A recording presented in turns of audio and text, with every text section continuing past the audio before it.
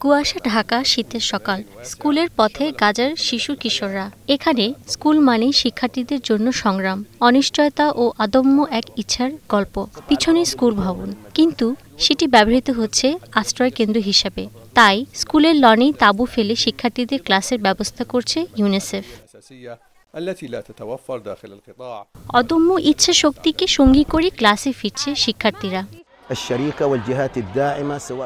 গাজার প্রায় ৮২% স্কুল ভবনই ব্যবহারের অনুপযোগী। আন্তর্জাতিক সংস্থার হস্তক্ষেপের পাশাপাশি স্থানীয়দের চেষ্টায় আমরা পড়াশোনার ব্যবস্থাটা আবারও চালু করার চেষ্টা করছি। ধসে যাওয়া স্কুলের উঠোনে বা কাছাকাছি কোনো জায়গায় অস্থায়ী স্কুল খোলার পরিকল্পনাও আছে। প্রায় ২.৫ বছরের যুদ্ধে গাজা উপত্যকার প্রতিটি ভবনই ধ্বংস করেছে ইসরায়েল। বাদ যায়নি স্কুল, কলেজ, এমনকি বিশ্ববিদ্যালয়ও। ৯০ থেকে ৯৫% স্কুল ভবনই ক্ষতিগ্রস্ত বা পুরোপুরি ধ্বংস হয়ে গেছে।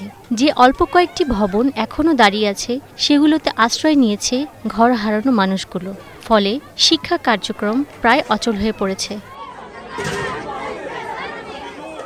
ইউনিসেফ, UNRWA আর শিক্ষা মন্ত্রণালয় আপাতত তাঁবুর নিচে হলেও শিশুদের পড়াশোনায় ফিরিয়ে আনার উদ্যোগ নিয়েছে। তবে এসব কেন্দ্রের অবস্থাও নাজুক। খোলা আকাশের নিচে, ঠান্ডা বাতাস আর প্রতি মুহূর্তে বৃষ্টির ভয়। ভুক্তভোগী শিক্ষার্থীদের একজন করিমান হাসান, যিনি তার কষ্টের কথাগুলো বলেন অবলীলায়।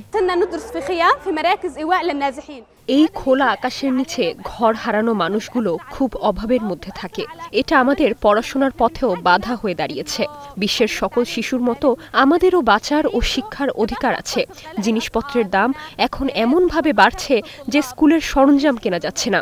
যুদ্ধের পরও আমাদের অনুরোধ, যেটুকু অবশিষ্ট আছে সেটা অন্তত বাঁচান, আমাদের পড়াশোনার সুযোগ দিন। একই অনুভূতি ফাতেমারও। একে তো যুদ্ধের ট্রমা, তারপর হাজারো সীমাবদ্ধতা। ৭ অক্টোবরের আগে আমরা স্কুলে যেতাম, ডেস্কে বসতাম। এখন ভোর ৬টায় ঘুম থেকে উঠে তাঁবুতে যাই। ঠান্ডা মাটিতে বসে পড়া যায় না।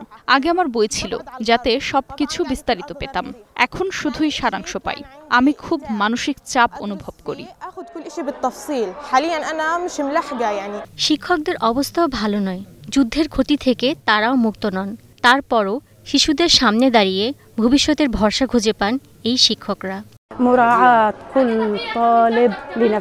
আমরা প্রতিটি শিক্ষার্থীর মানসিক অবস্থাটা বুঝি। আমার ঘরেও একই পরিস্থিতি। তাই প্রতিটি শিক্ষার্থীকে নিজের সন্তান মনে হয়। তাদের মানসিক চাহিদাকে যতটা পারি গুরুত্ব দেই। খাতা বা কলম যা প্রয়োজন দিতে পারলে সেটা দেই, না পারলে সরঞ্জামের অভাব সত্ত্বেও আমরা বাধা পেরোনোর চেষ্টা করি। গাজার আকাশ জুড়ে ধুলা আর ধোঁয়ার রাজত্ব। এ যেন এই ভূখণ্ডের অনিশ্চিত ভবিষ্যতেরই ইঙ্গিত। কিন্তু এই গাজাই বারবার ফিনিক্স পাখির মতো ধ্বংসস্তূপ থেকে জেগে উঠে দাঁড়িয়েছে গাজার ভবিষ্যৎ প্রজন্মের হাত ধরে। তাই কঠিন জেনেও শিক্ষার সংকল্প ছাড়ে না গাজার শিশুরা। রাহনুমানুর, স্টার নিউজ।